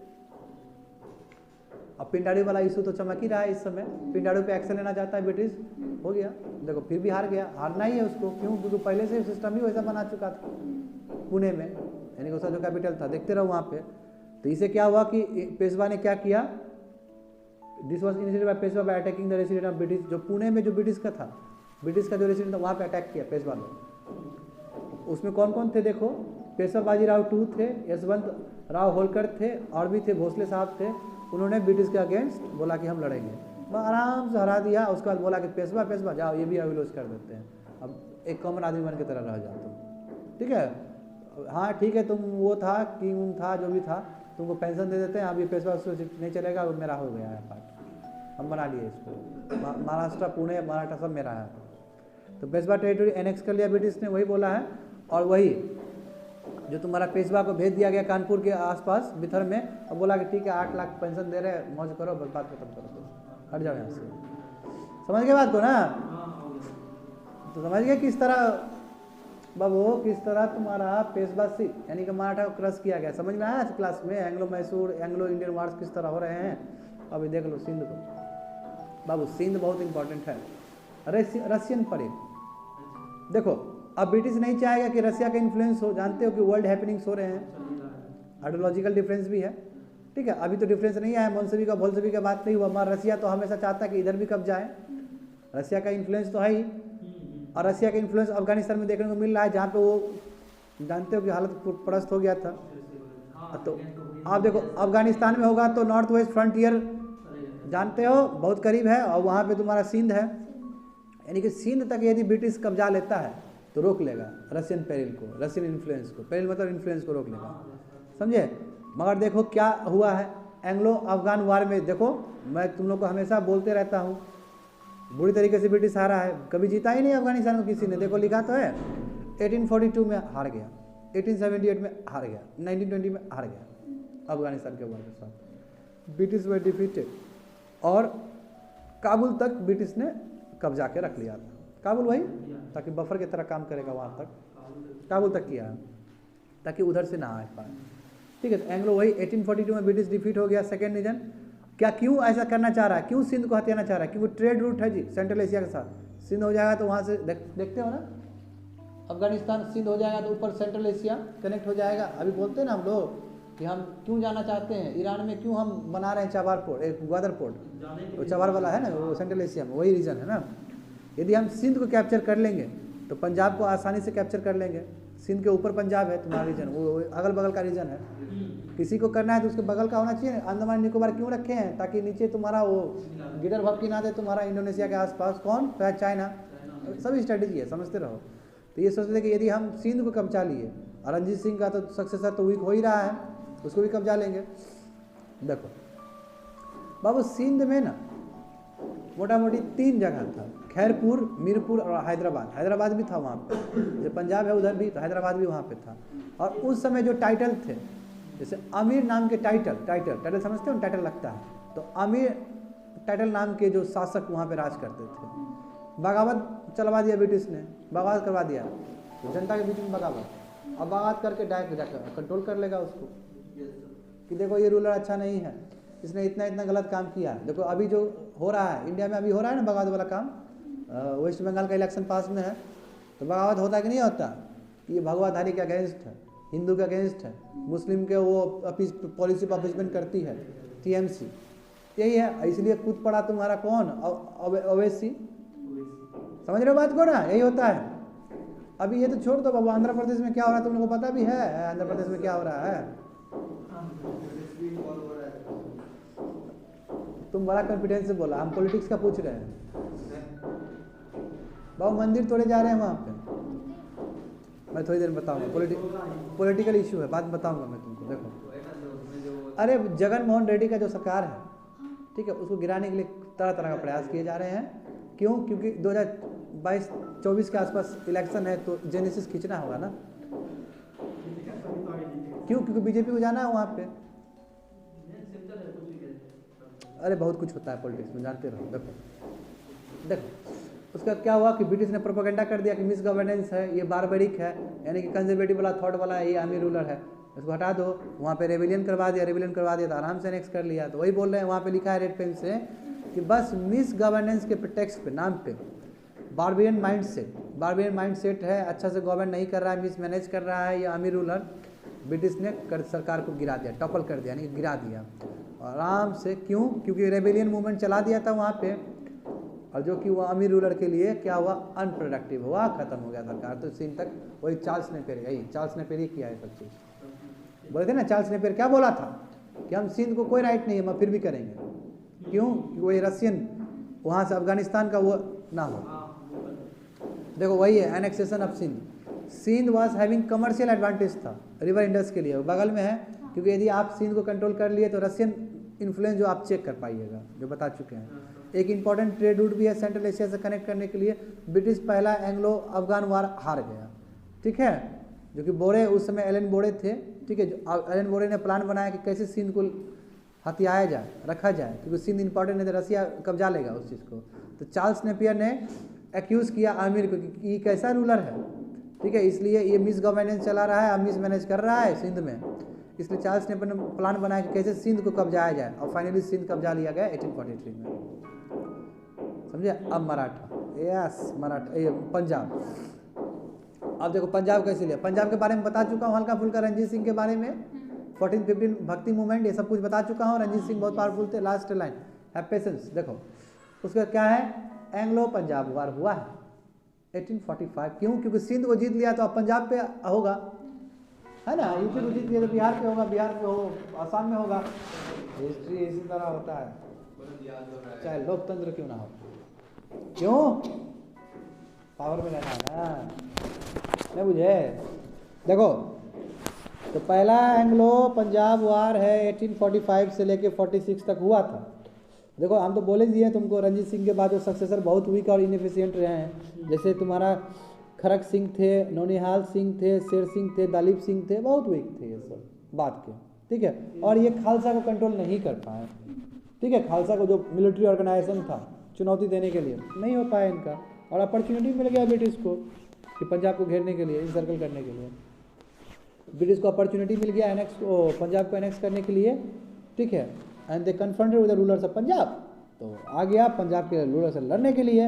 इसलिए फर्स्ट एंग्लो पंजाब कह सकते हो या फर्स्ट एंग्लो सिख वार कह सकते हो इस चीज़ को। और इससे क्या हुआ, सिख हार गया, और इंग्लिश सतलज, जो कि पहले जो रंजीत सिंह के बारे में बोला था कि सतलज तक बाउंड्री है, नेचुरल बाउंड्री, उसको क्रॉस करके चला गया और लाहौर को कैप्चर कर लिया। तभी तो लाहौर बाद में बहुत ज़्यादा डेवलप्ड हो गया।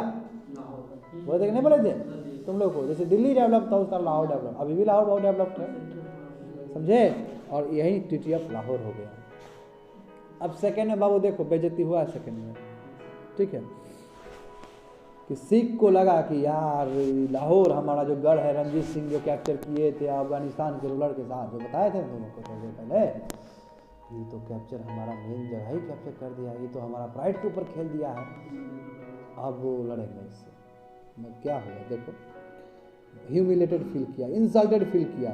यही कारण है सेकेंड एंग्लो मैसूर वार भी हो गया, सिख इसमें हार गए, ठीक है।